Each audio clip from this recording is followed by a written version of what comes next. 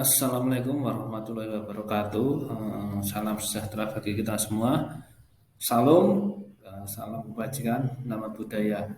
Kembali lagi di pertemuan yang ke-12. Sebelumnya saya memperkenalkan diri dahulu. Nama saya Putra Wijayanjaya, mahasiswa Sistem Informasi. Eh, di pertemuan yang ke-12 ini saya akan menerangkan tentang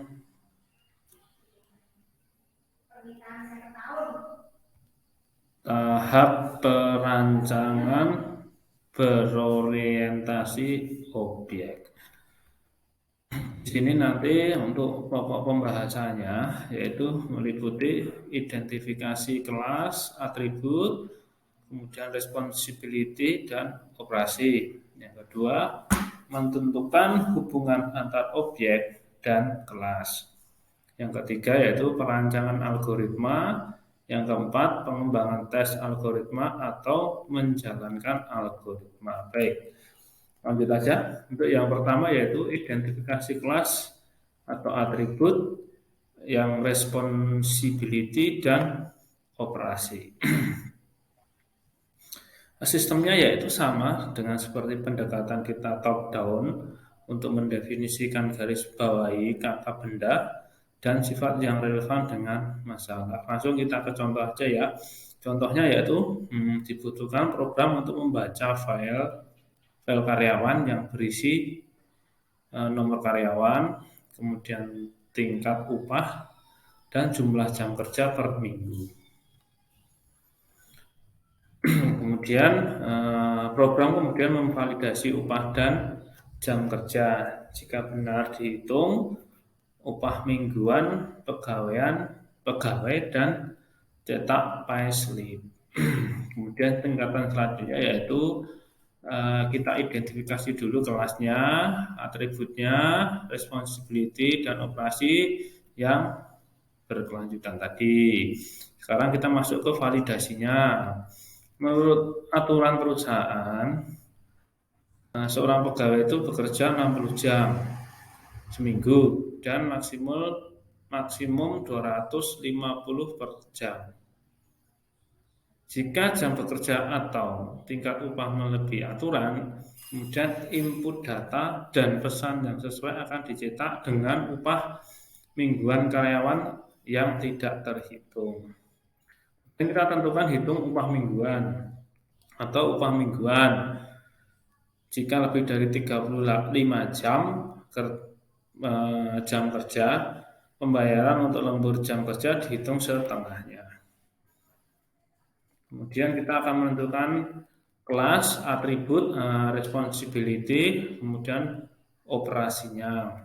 Kalau kelas kita menggunakan tadi di awal payslip, nanti atributnya ebnum, responsibility-nya yaitu validasi data, kemudian untuk operasi yaitu ada plus set ebnum.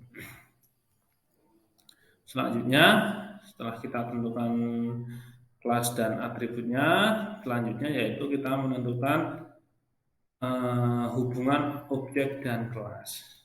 Berdasarkan pernyataan atau masalah yang di atas tadi, diperoleh dua kelas yaitu kelas pengajian dan kelas payslip. Objek dari kelas pengajian menggunakan objek dari kelas payslip, kemudian terdapat relasi atau hubungan antar kelas. Jadi kalau kita gambarkan itu, jadi antara kelas itu ada relasinya ya.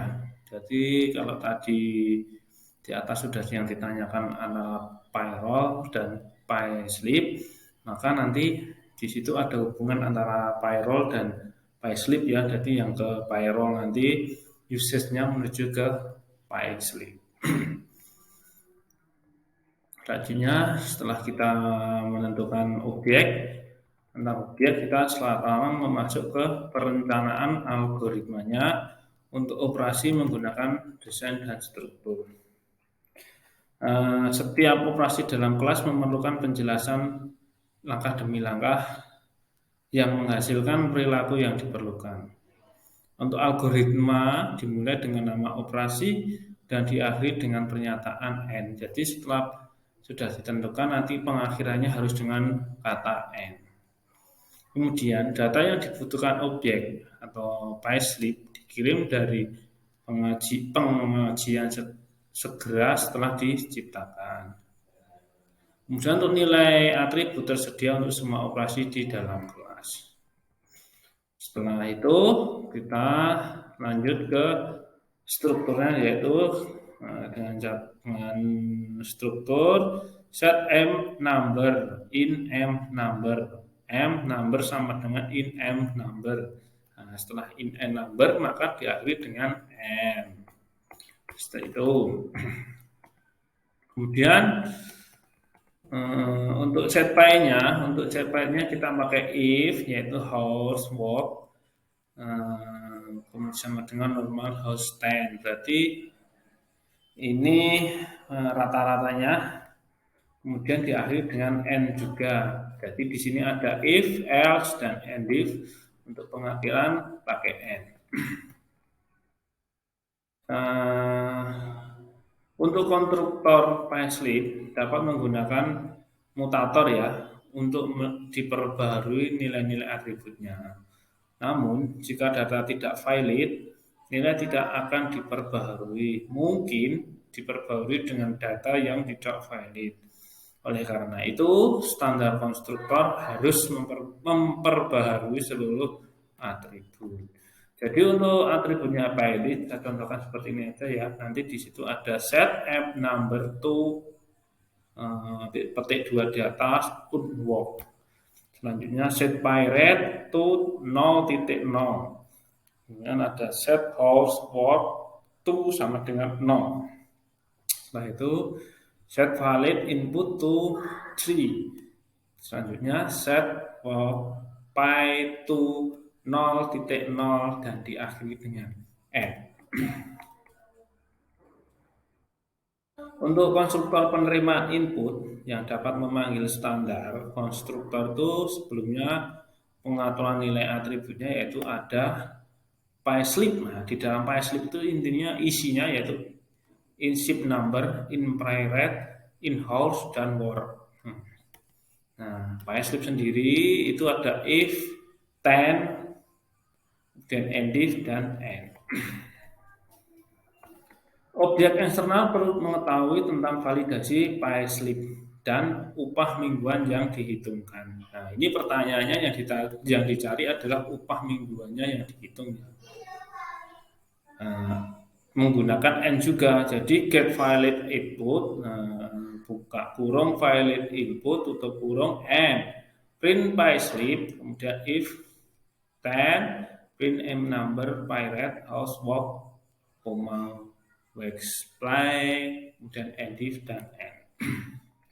Untuk mengembangkan tes atau menjalankan algoritma itu yang pertama yaitu langkah terakhir adalah mengembangkan kelas yang memiliki operasi dengan algoritma seperti baris utama pada program prosedural. Kemudian menjalankan algoritma dengan membuat kelas yang berisikan algoritma utama. Tes atau menjalankan kelas menyediakan interface atau antara objek payslip dan lingkungan luar termasuk penggunaan.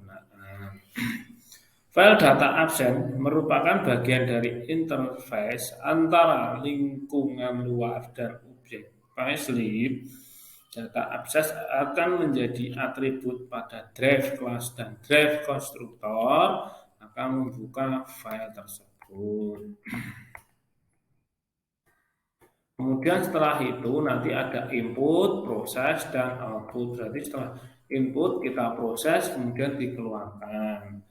Nah, inputannya itu meliputi data absen, add number, host, walk, dan pirate. Untuk prosesnya yaitu nanti baca database.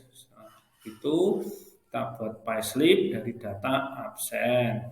Nah, itu kita perintahkan cetak payslip dan pilot. Nah, setelah itu maka hasil keluarnya atau outputnya nanti berbentuk cetak payslip pesan kesalahan untuk payslip yang tidak valid. Jadi kalau misalkan nanti ada kesalahan, akan tertulis pesan kesalahan untuk payslip yang tidak valid.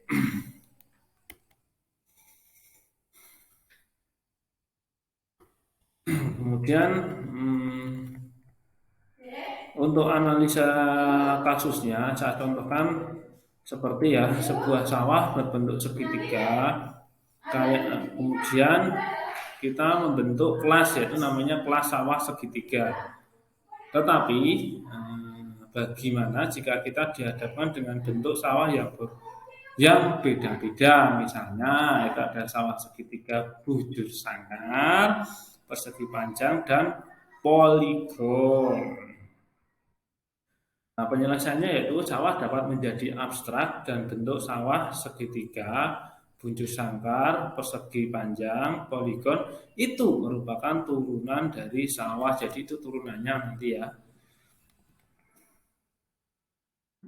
Untuk abstrak sendiri dapat nanti diumpamakan sebagai kepala atau head tanpa badan, di mana informasi berupa konsep, baru konsep saja.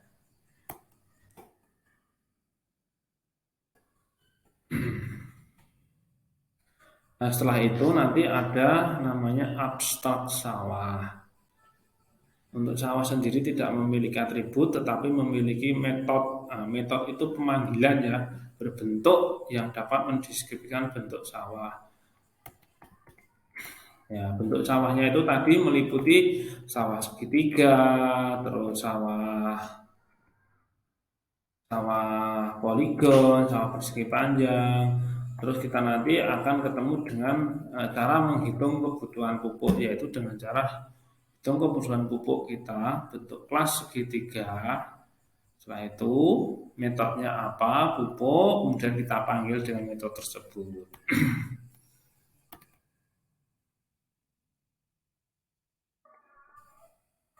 Nah, jadi kelas kontrol untuk segitiga dan bujur sangkar itu dapat dibuat dengan terpisah ya. Nah, jadi nanti di situ ada tabel yang meliputi antara sawah, segitiga, bujur sangkar, dan segitiga CTRL. Karena fungsinya yang berbeda, makanya ketika kita menghitung luas segitiga dan berbeda dan cara menghitung luas bujur sangkar tersebut. Baik, mungkin itu yang saya bisa menerangkan tentang tahapan perancangan berorientasi objek ya. Yang sudah saya berikan contohnya, yaitu contohnya berupa tentang sawah tadi. Mungkin saya cukupkan sekian. Bila ada masukan, usul, saran, monggo cantumkan di kolom komentar. Saya ucapkan wassalamualaikum warahmatullahi wabarakatuh.